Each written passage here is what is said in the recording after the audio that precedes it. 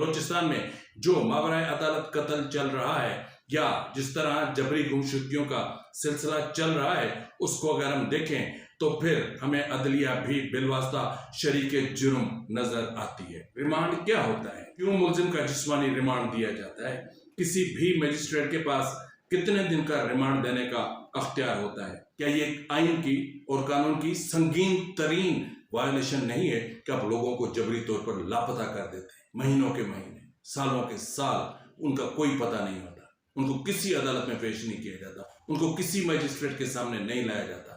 क्या ये आइन की संगीन खिलाफ वर्जी नहीं है? बलूचिस्तान के सिलेक्टेड पार्लिमानी नुमाइंदे गरीब बलूचों को इंसाफ कैसे दिलवा सकते?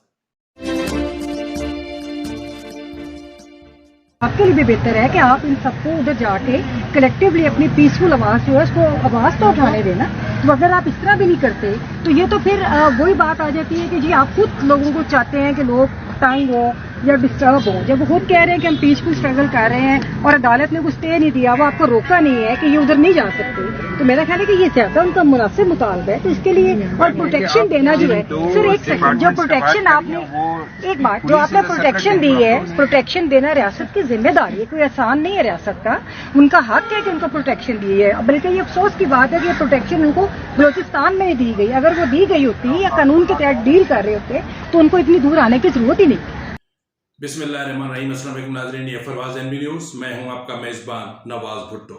अभी तक अगर आपने मेरे चैनल को सब्सक्राइब नहीं किया तो कर लें, बेल आइकन जरूर प्रेस करें, कमेंट बॉक्स में अपनी आरा से भी ज़रूर आगाह किया करें और मेरे व्लॉग्स को ज़्यादा से ज़्यादा व्हाट्सएप ग्रुप्स में शेयर करें।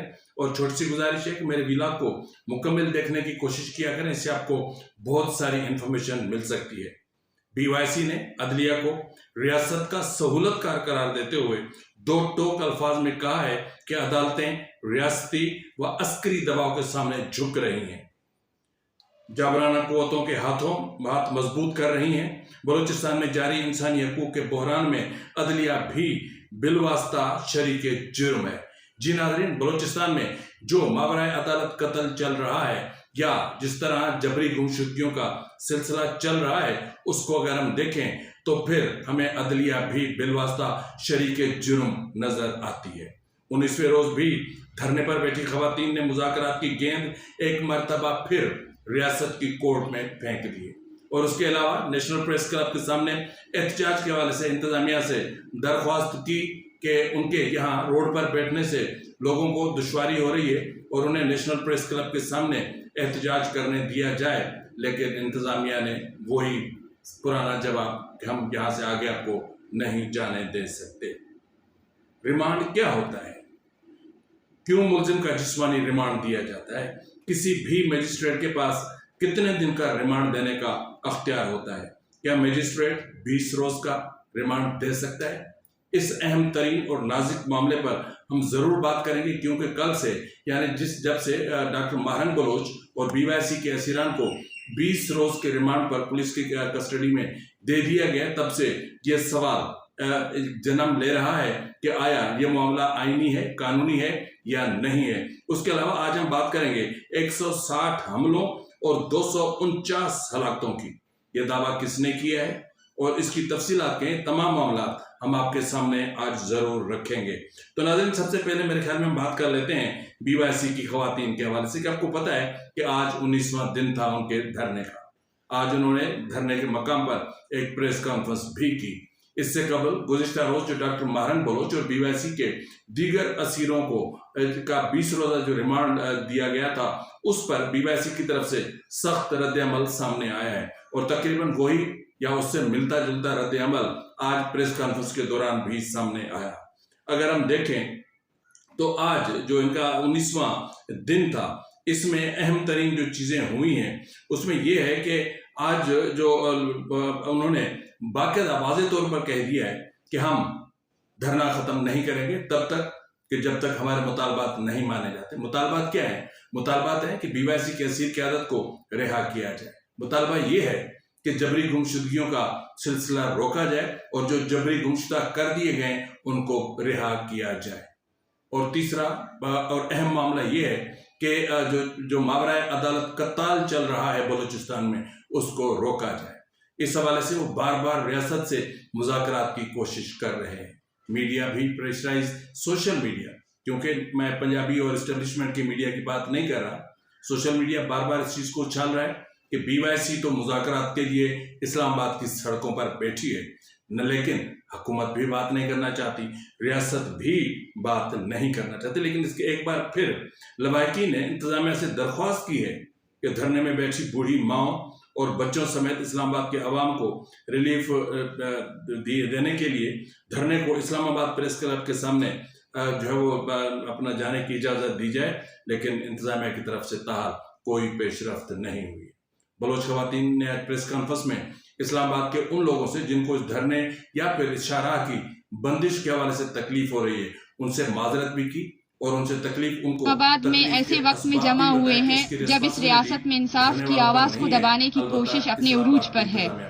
हम बलोच यकजहती कमेटी के अहलखाना और जबरी गुमशुदगियों के शिकार अफराद के अहलखाना गुज़िश्ता 19 दिनों से शदीद बारिश, झुलसा देने वाली गर्मी, सख्त धूप और रियासती दबाव की हर तबके, हर शहर, हर बाशो फर्द से अपील की है कि हमारे साथ खड़े हों और आप हमारी आवाज़ बने ताकि रियासत हमसे मुज़ाकरात करे, क्योंकि हमारे मुतालबात आईनी है, कानूनी है।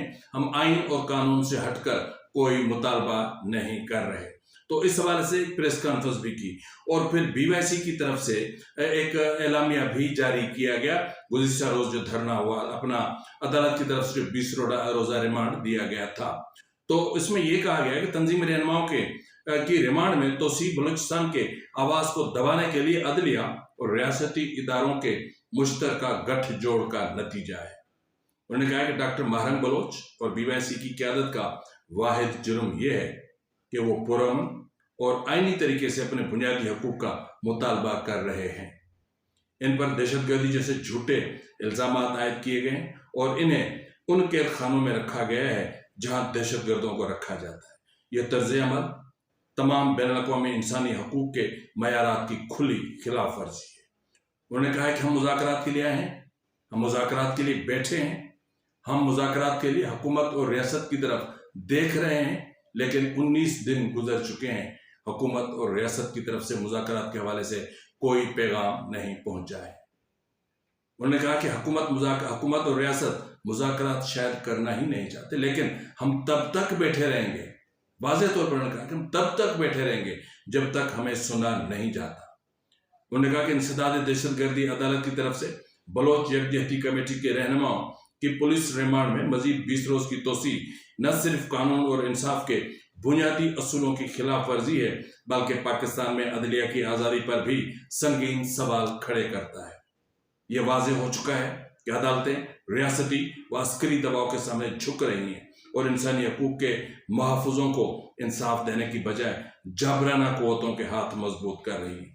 इस फैसले ने एक बार फिर साबित किया कि बलूचिस्तान में जारी इंसानी हकूक के बहरान में अदलिया भी बिलवास्ता शरीक जुर्म है।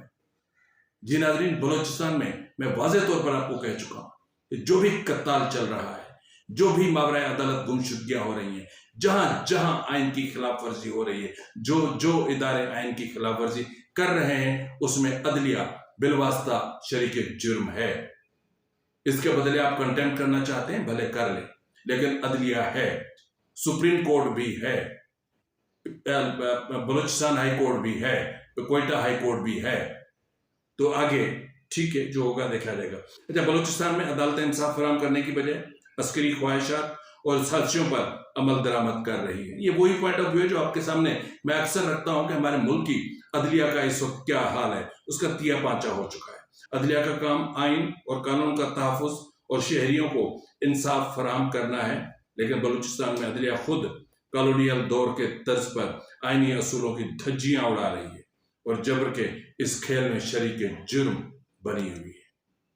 तो इस वक्त जो BYC की क़यादत और जो सिचुएशन वहां पर चल रही है वो बहुत ही क्रिटिकल है, लेकिन इस हवाले से जो कानूनी नुकात हैं कि रिमांड होता क्या है, जिस्मानी रिमांड क्यों दिया जाता है, जिस्मानी रिमांड क्यों लिया जाता है और मजिस्ट्रेट के पास कितने दिनों का रिमांड देने का अख्तियार हासिल है, इसकी तफसीलात मैं आपको बताता हूं।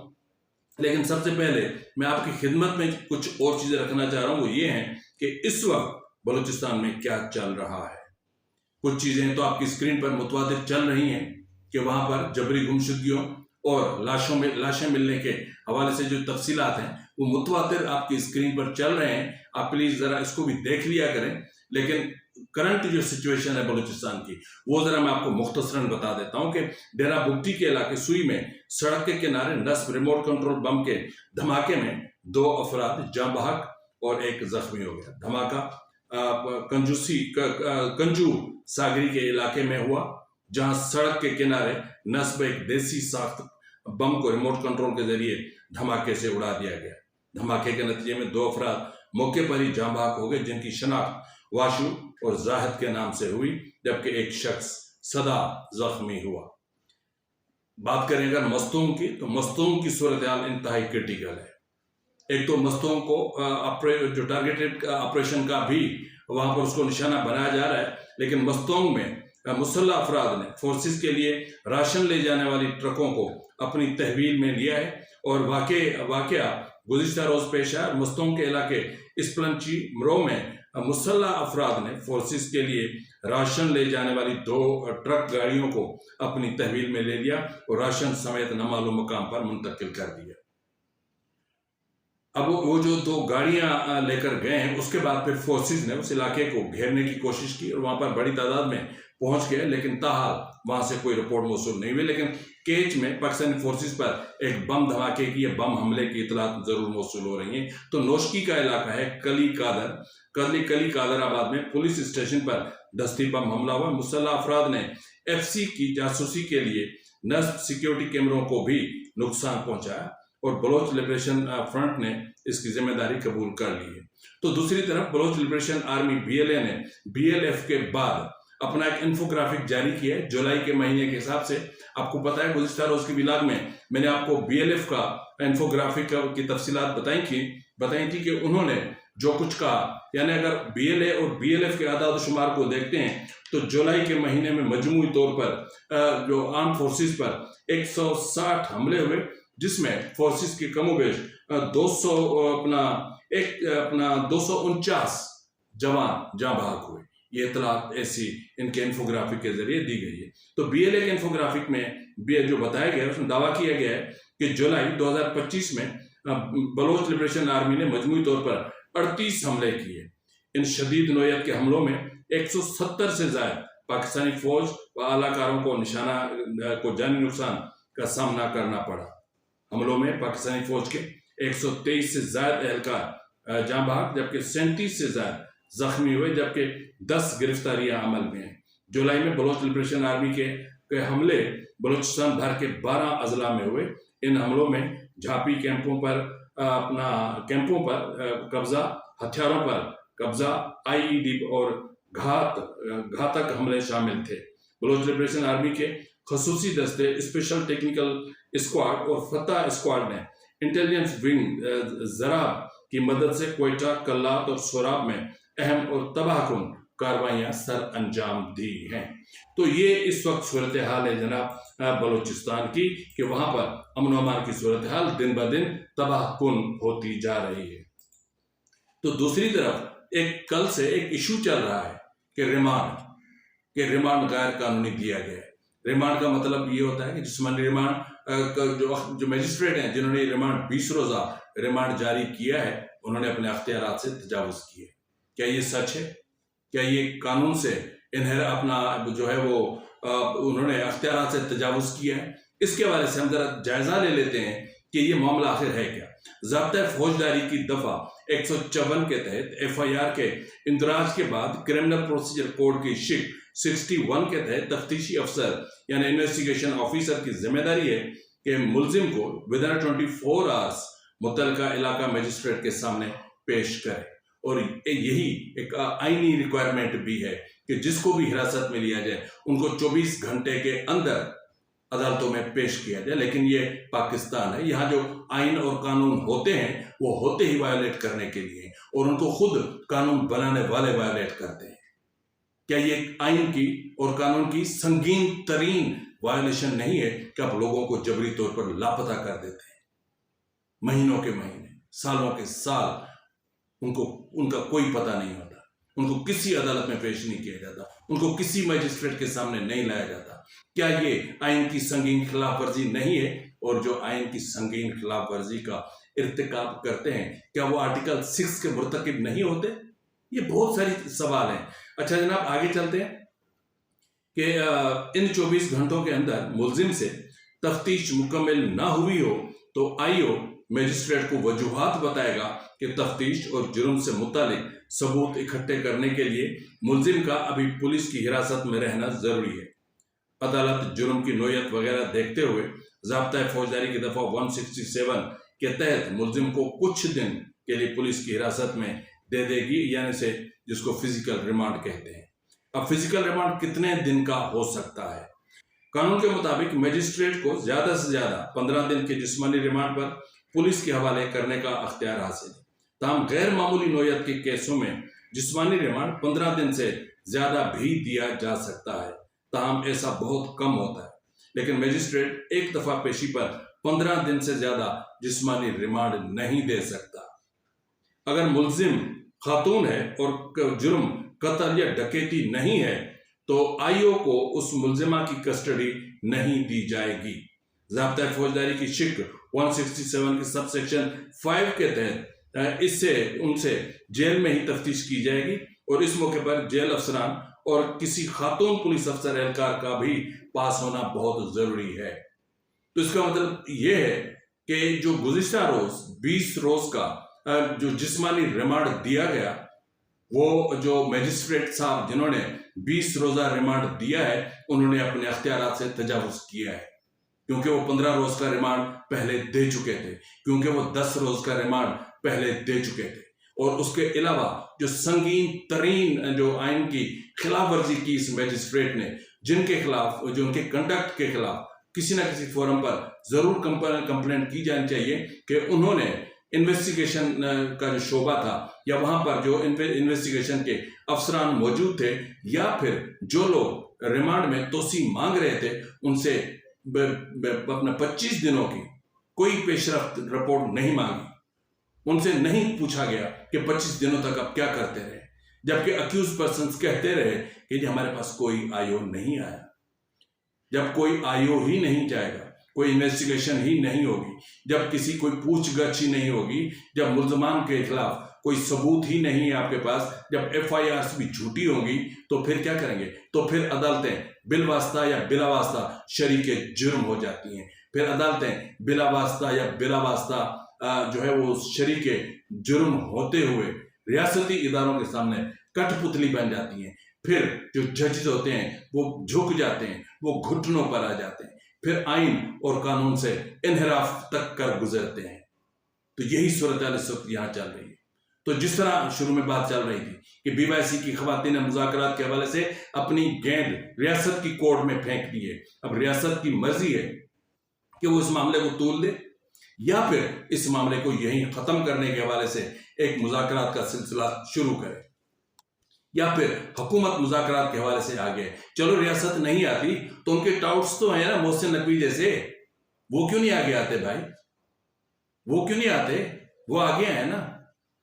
वो जो स्पीकर है, अपना चेयरमैन है सेनेट का, वाइस चेयरमैन संजरानी, सादिक संजरानी, वो क्यों नहीं आगे आते भाई? क्योंकि वो नहीं आएंगे। वो एस्टेब्लिशमेंट के नाजायज बच्चे हैं। वो सिर्फ वही बात समझते हैं, वो सिर्फ लंग बूटों की आहट के जो पासवर्ड्स और पासपोर्ट्स होते हैं, वो सिर्फ उनको समझते हैं। उनका क्या ताल्लुक बलूचिस्तान से? क्या वो इलेक्टेड हैं? ये मैं पहले भी कह चुका हूं कि अगर हम पार्लियामान की तरफ देखते हैं तो फिर क्यों देखें? कोई बलोच पार्लियामेंट की तरफ क्यों देखे? क्योंकि जो पार्लियामेंटेरियंस वहां पर बलूचिस्तान से आए हैं वो तो इलेक्टेड हैं ही नहीं, वो तो सिलेक्टेड हैं। तो बलूचिस्तान के सिलेक्टेड पार्लियामानी नुमाइंदे गरीब बलूचों को इंसाफ कैसे दिलवा सकते हैं? यह एक बहुत बड़ा सवाल है जो मैं आप सबके लिए छोड़े जा रहा हूं। और इसके साथ मैं आपको ये बता दूं कि इस वक्त जो आज जो अपना डॉक्टर महरन बलोच की बहन नादिया बलोच ने प्रेस कॉन्फ्रेंस की थी, वो उसके अहम तरीन पीसेस आप देखना मत भूलिएगा मेरे खुदाफिज कहने के बाद भी। तो तब तक मुझे इजाजत दीजिए, फी अमानिल्लाह। जब इस रियासत में इंसाफ की आवाज को दबाने की कोशिश अपने उरूज पर है, हम बलोच यकजहती कमेटी के अहलखाना और जबरी गुमशुदगियों के शिकार अफराद के अहलखाना गुज़िश्ता 19 दिनों से शदीद बारिश, झुलसा देने वाली गर्मी, सख्त धूप और रियासती दबाव के बावजूद यहाँ धरना दिए बैठे हैं। हमारा मकसद किसी सियासी फायदे या जाती मफाद के लिए नहीं, बल्कि सिर्फ अपने प्यारों की फौरी और गैर मशरूत रिहाई के लिए है। मगर ये वाजिया है कि अब जुल्म सिर्फ सड़क पर नहीं, अदालत के अंदर भी जारी है। मगर अफसोस की हुकूमत और रियासती अदारे अब तक मुकम्मल बेइसी का मुजाहरा करते रहे। किसी ने हमारे दुख को संजीदगी से नहीं सुना, कोई खातिर ख्वाह इकदाम नहीं उठाया गया। हम सवाल करते हैं, क्या इस मुल्क के शहरी होने के बावजूद हमारे लिए इंसाफ का दरवाजा हमेशा बंद ही रहेगा?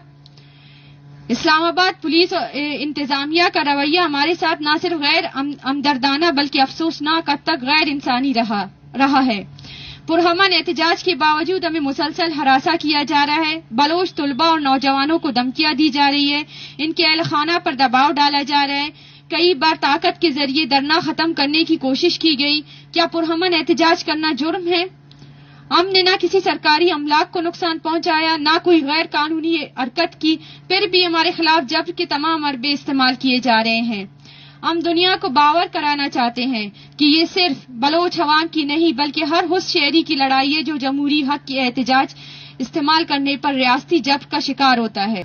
गुज़िश्ता रोज डॉक्टर मारंग बलोच और दीगर कायदीन को इंसदाद दहशतगर्दी अदालत में पेश किया गया, जहां पुलिस की जानिब से कोई वाजिया शवाहिद या पेशरफ्त न होने के बावजूद बार बार 14 दिन के तहत ज्यादा जिस्मानी रिमांड ATC जिस्मानी रिमांड में तोसी की जा रही है।